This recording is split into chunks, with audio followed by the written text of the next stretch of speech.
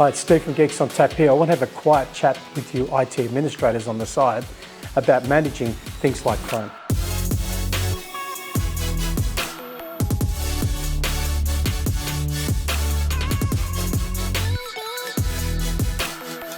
Now, I've had to manage devices myself as an IT person, and it's not easy, it's very difficult. There are so many versions of Windows, there's Mac OS updates, but in the world of Chrome, it's a different situation. The updates are controlled all within the same ecosystem, and they're under your control. In other words, the updates go into the Chrome device in the background. The user can choose on next reboot when that update happens for their computer. So if they've got an important job to get out of the way, they can do it then and there without it being interfered with an update, like Windows Tuesday update. For an IT person, that's great because they're not on the phone to you getting steamy under the collar because they're trying to get their computer to work in the middle of an update. In terms of controlling what happens, if someone's brand new in your organisation, Chrome has some really wonderful features about how you can present the standard operating environment to a new user or update a whole group's operating environment with things like pushed bookmarks. So you can have, for this marketing team, you can have this set of bookmarks in Chrome browser that is frequently used. So people don't ring you up and say, well, how do I get onto this system or how do I get onto this cloud platform for a CRM? It's all then pushed out in bookmarks. So just drop down in your bookmarks user, and they can see, oh, there's the CRM. The splash page in the Chrome browser, you can control exactly all the marketing and all the branding in the background of Chrome, the desktop in Chrome. You can also control things like extensions. Now, extensions are really interesting. Things like LastPass password management can be dropped as an extension, so autofill of password can happen. An extra layer of security about how users handle their passwords. There's other extensions from all sorts of third-party vendors like Salesforce, like HubSpot, and even extensions around click to dial, these things for call centers.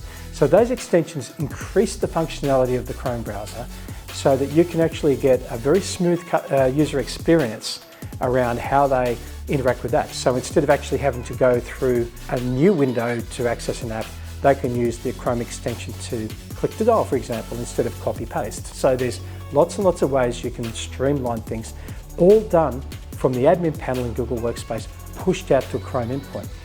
But you ask, well, what if they don't want to use a web-based thing? They want to use something like an ERP system that runs on a server somewhere. Don't you then have to have the client sitting in your Chromebook?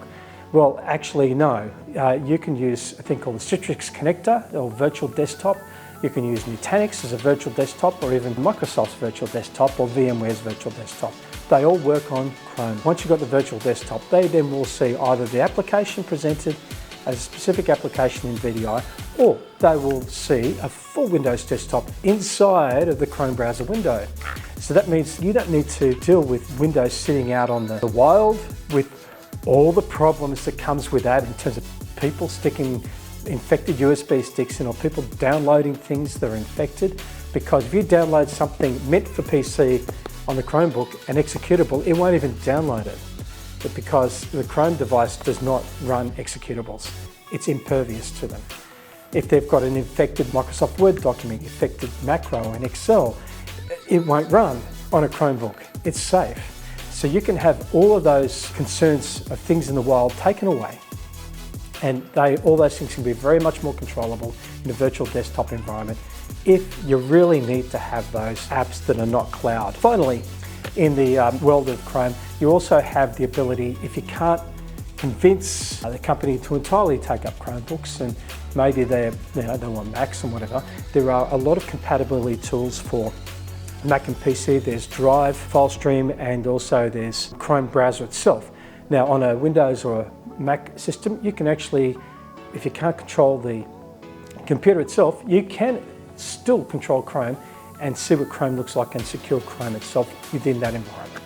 So Google gives you lots and lots of options, which means that doing security is a lot more simple and a lot less cost.